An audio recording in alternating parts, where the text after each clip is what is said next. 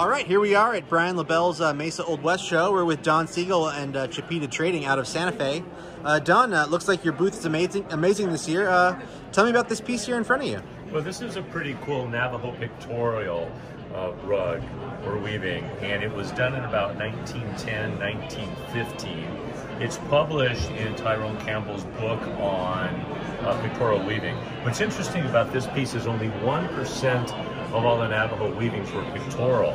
And this is particularly interesting because there's 26 different figurative birds with arrows, and very few weavings had pictorial birds. And if they did have the birds on them, there were maybe one or two here and there. This is really interesting. It has an A side and a B side, and they're both spectacular. So it's a great piece for people who collect pictorial weavings or just want to have a really nice piece of Americana, almost folk art, that's 100 years old on their wall.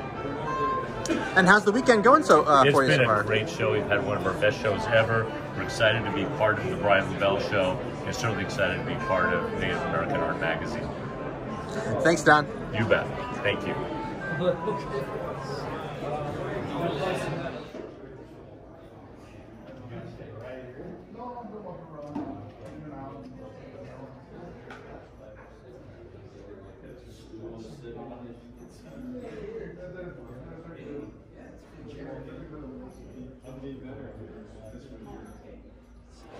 Well, this is a Hemis Katsina, typically the Katsina that appears at the very end of the Katsina ceremonial cycle in June or July, also called the Holden dance figure.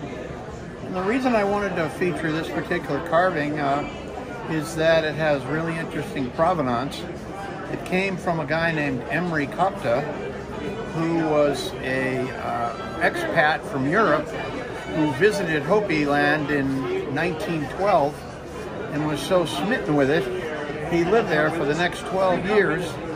He took hundreds of photographs of Hopi people and ceremonies and activities, which are now in the collection of the Heard Museum and the Museum of Northern Arizona.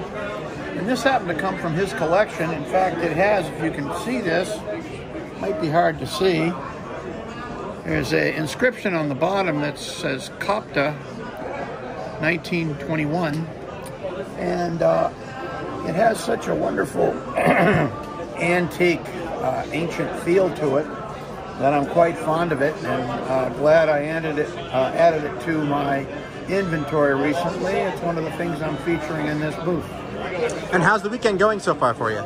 It's been a really fun show. Unlike many people here, we're doing it for the first time, and I've enjoyed the feel of the show. The sales have been reasonably good, and it's always convenient for us to be able to go from a show up to Hopi land in the same state. So it has many advantages from my point of view, and I enjoy the people here. It's an informal but professional show.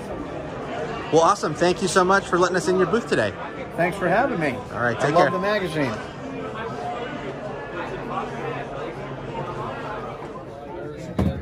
I see it different just walking back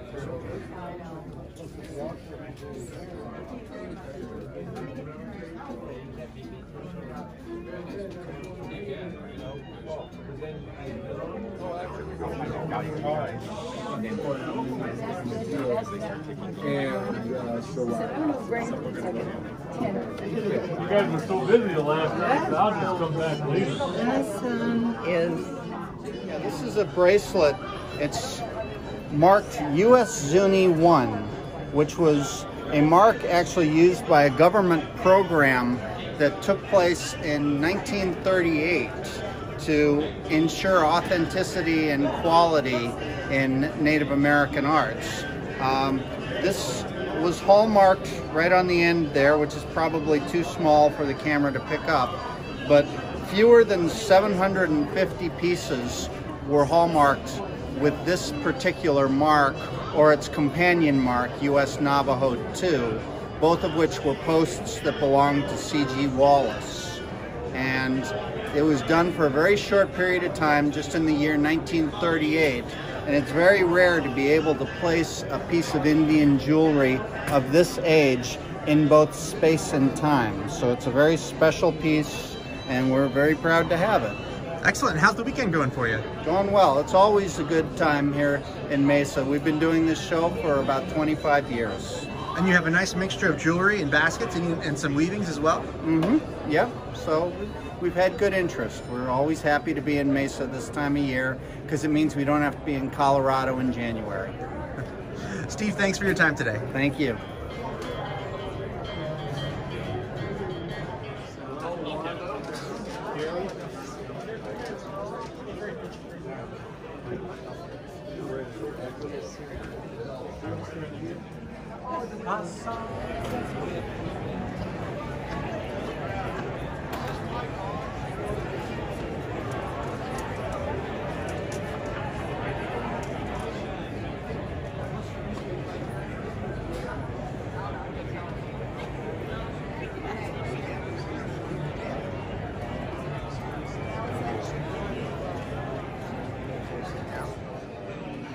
All right, here we are at Brian Lebel's Mesa Old West show. We're at the Western Trading Post booth.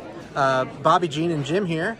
You guys are based in Casa Grande, right? Casa Grande, Arizona, yes, sir. Excellent, excellent. How has the weekend been so far? Oh, it's been amazing, hasn't it, Jim? The weekend has treated us quite well. And what do you got there to show us? I think you have something special right there. Well, I have this beautiful, beautiful, beautiful 14-karat gold and Persian turquoise squash blossom necklace from the 70s that has really been a showstopper this weekend. Wow, and how much turquoise is in that? It's incredible. Oh, it is amazing. It is over 750 grams, so it's pretty substantial. And I mean, it's obviously been a very good weekend because we have this Colt here that's also sold. Magnificent piece. This was one of our marquee pieces that we brought with us.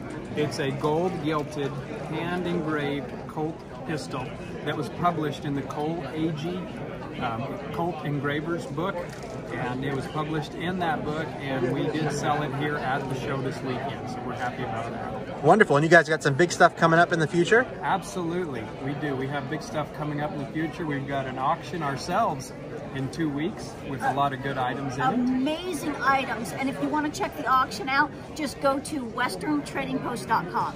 That's right. You can even get our app. We have an app now. Very We're nice. stepping into the modern world. Well, thank you so much for letting us come by our booth. Have a great weekend. Thank you, guys. You.